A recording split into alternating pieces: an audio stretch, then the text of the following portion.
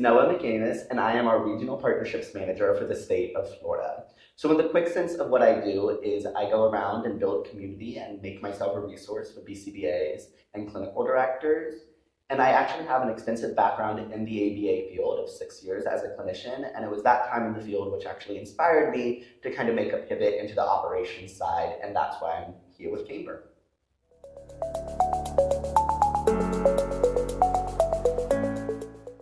One of the biggest things that I noticed as I started to get further into my ABA career, I started as an RDT and then I was doing my BCBA training, is there's not really any training in the school side for us on how to handle any type of insurance and or operations. It's almost completely separate. And then the further I got into it, what the biggest surprise was is how hard it is to track down the information on insurance, flat out, where I can find how much the reimbursement rates are, what they want for us when we write our authorizations. Overall, everything is like a treasure hunt. You're looking for something that should be easy to find.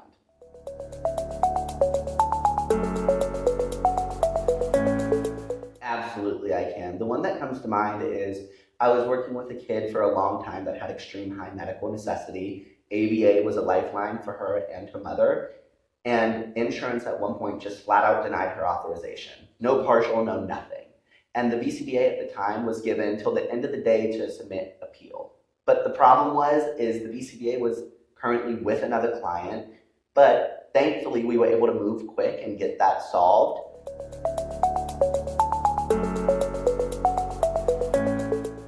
There's so many things that could have happened in terms of regression of progress that we've been making. Months of programming could go down the line if services get halted.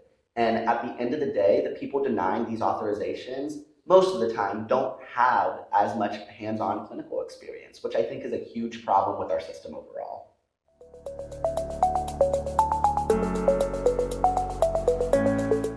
Yeah, so in my ABA experience, I've mainly worked for smaller BCBA-led teams, and the difference in reimbursements getting to you quickly is either everyone gets to live and continue providing services, or the company shuts down.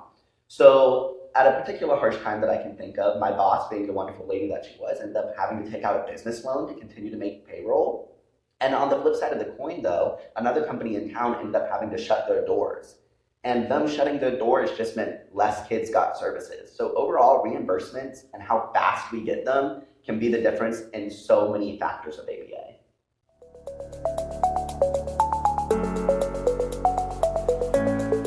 So after hours can mean a variety of things, but what comes to mind is we're waiting for an authorization to be approved, and we're waiting to write the session notes. And sometimes you can be waiting for 1, 2, even 3 weeks.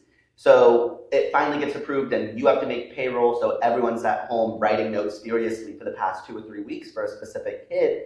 And not only is that affecting everyone's quality of life of having to work off the clock, but also from a clinical perspective, it's having to keep extra documentation just so you can catch up when insurance allows you to do so.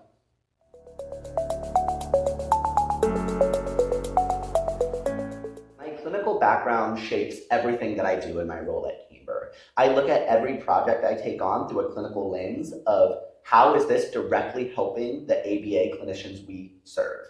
And on a greater scale, I think at Camber, we do a really good job of listening to the people in ABA, and we're building a product that is directly influenced by them.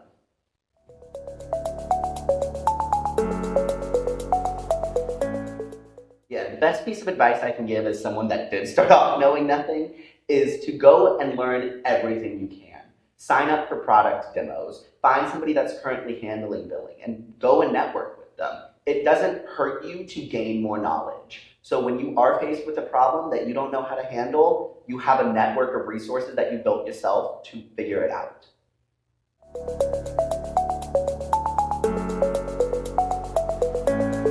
The most rewarding part of my job, like above all, is when I'm out in the field and I get to hear the success stories of the customers that we're currently serving, and knowing that I'm indirectly getting more kids into services, which has always been my goal when in ABA.